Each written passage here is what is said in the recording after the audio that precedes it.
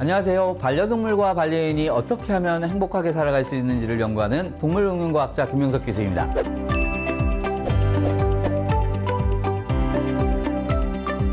먼저 저의 반려동물 가족을 소개하겠습니다. 개 2마리, 고양이 2마리입니다.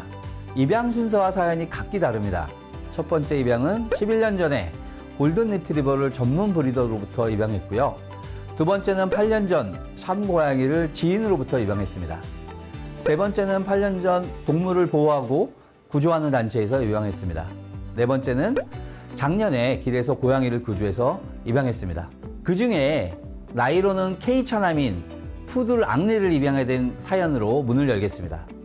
동물보호단체에서 불리던 이름은 콜라였습니다. 지금은 입양한 지 8년 정도 되다 보니까는 콜라라는 이름에는 반응이 없습니다. 부산 기장공원에서 떠돌던 아이를 신고를 받고 동물보호단체에서 구조해서 서울로 데려왔는데요. 앙리는 사람을 너무너무 잘 따릅니다. 다른 강아지와 그리 잘 놀지는 못하지만요.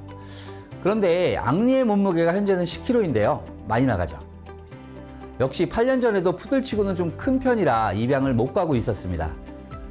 동물보호단체의 대표님이 의아해하셨죠. 앙리는 사람을 너무 좋아하고 다른 강아지와 어울리지는 못하지만 쫄보라서 공격성은 보이지 않았으니까요. 어쨌든 장시간 입양을 가지 못하다 보니 제가 앙리를 입양하게 되었습니다.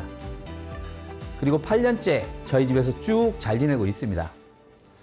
오늘 강의가 어떤 내용일지 감이 오시죠? 네, 맞습니다.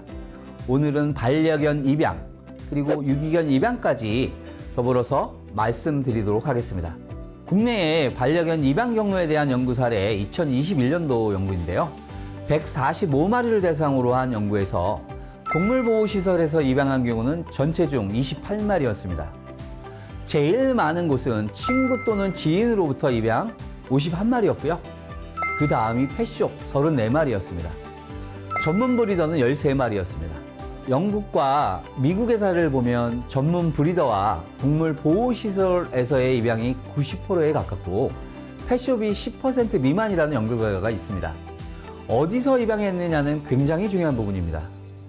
이윤을 목적으로 또는 생계를 목적으로 동물 생산업을 하는 분들도 계시죠. 세계적인 추세는 불법적으로 번식을 하는 사업자들은 사라지는 추세입니다. 국내에서도 번식업을 하시는 분들이 굉장히 어려운 상황으로 가고 있죠. 왜냐하면 펫샵에서의 입양이 최근에 줄고 있기 때문입니다. 건전하고 올바른 번식 문화가 필요합니다. 즉, 전문적인 지식을 가진 브리더들이 적절한 환경에서 윤리의식을 바탕으로 번식을 시키고 향후 강아지의 미래를 고민하는 분들로부터 입양하는 게 맞다고 생각합니다. 젊은 세대들에서 특히 외모와 무늬가 독창적인 반려견을 선택하는 분들도 늘어나고 있습니다. 바로 시고르자브종이라는 믹스견이 있습니다. 시고르자브종은 실제로 있는 품종은 아니고요. 시골에서 흔히 볼 수 있는 잡종입니다. 시골 잡종이라고 불리던 믹스견을 위트 있게 부르기 시작하면서 생겨난 말인데요. 이 시고르자브종은 유전적 질병이 발병될 확률이 낮습니다. 즉, 건강할 확률이 높다고 봐야겠죠. 믹스견이기 때문에 당연히 성격이나 외형, 사이즈가 어떻게 나타날지 예측할 수 없는 경우가 많습니다. 반대로 품종경은 품종으로 고정되어 있기 때문에 성격, 외형, 사이즈가 어느 정도 예측 가능하다는 장점이 있습니다. 믹스견은 예측할 수 없기 때문에 단점이 될 수도 있지만 생각하기 나름이죠. 그만큼 독특한 외모를 가질 수 있으니까요. 동물을 이야기할 때 가장 중요한 점이 있습니다. 개체 차이인데요. 품종별, 개체별로 차이가 있다는 점입니다. 즉, 품종견이나 시고르자브종이나 개체 차이가 크게 나타날 수 있다는 점입니다. 품종견에서도 개체 변이로 인해 특이한 행동 양식을 보일 수 있고요. 믹스견이지만 사회성이나 기질, 특성이 훌륭한 강아지가 태어날 수 있습니다. 즉, 선입견을 갖지 마시고 나와 우리 가족과 가장 잘 어울리는 반려견을 선택하는 것이 중요하다고 생각합니다. 가족 안에서 소중히 자라나야 할 반려견이 유기동물이 되는 이유는 단순합니다. 버린 사람들의 무책임입니다. 유기견, 유기동물의 입양은 한 생명을 살리는 고귀한 실천입니다. 동물보호시설 관계자분들은 안락사를 당하지 않도록 정말 많은 노력을 하고 있습니다. 정말 많은 유기동물들이 매일매일 발생하고 있습니다. 한 해에 10만 마리가 넘는 유실, 유기동물이 발생하죠. 그 중에 가장 개가 많이 차지하고요. 그 다음은 고양이인데요. 그 중에 약 45%가 자연사 또는 안락상을 당합니다. 하루에 몇백 마리가 사망하는 거죠. 반려견 입양을 준비하고 계신다면 생명을 살리는 차원에서 동물보호시설에서 입양을 고려하셨으면 좋겠습니다. 반려견 입양 시 고려해야 할 점을 말씀드릴 텐데요. 사례를 먼저 들어보시죠. 최근 사례입니다. 한 부부가 아이들이 원해서 반려견을 입양했습니다.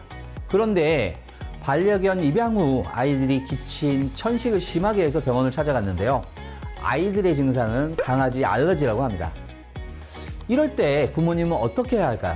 원인은 강아지니까 파양해야 할까요?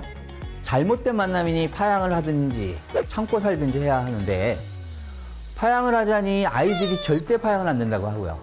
부모님은 매일매일 고민이겠죠. 두 번째 사례인데요.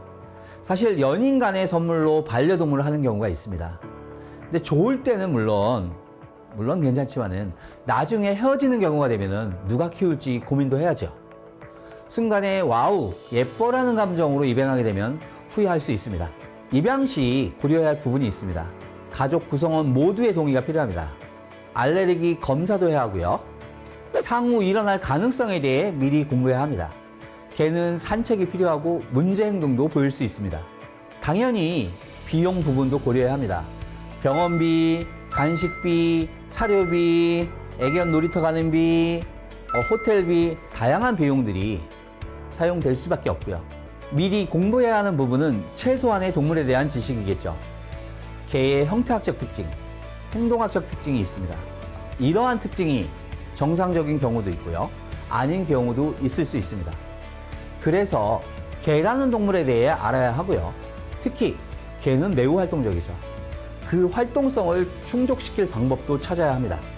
그리고 개는 교육 또는 훈련도 필요하죠. 어떤 방법으로 어디에서 훈련을 시킬지, 내가 직접 할지 또는 훈련소를 보낼지 등을 고려해야 합니다.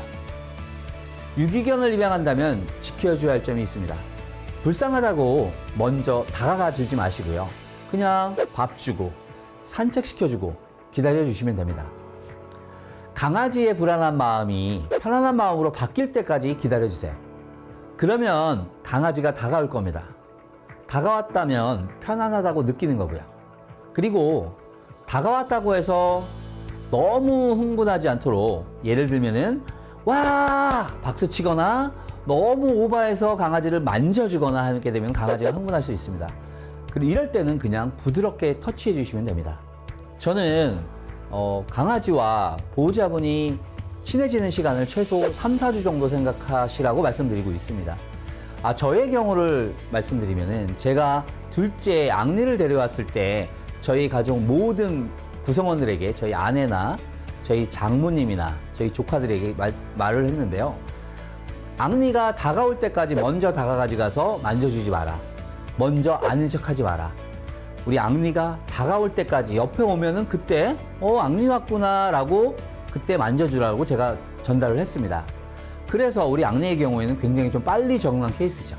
자, 우리 강아지들이 불안이 안전으로 바뀌고 이제는 안전하다고 느끼도록 시간을 주시면 처음 관계는 성공적으로 맺었다고 보시면 될 것 같아요. 이 세상에는 동물을 좋아하는 사람도 있고요.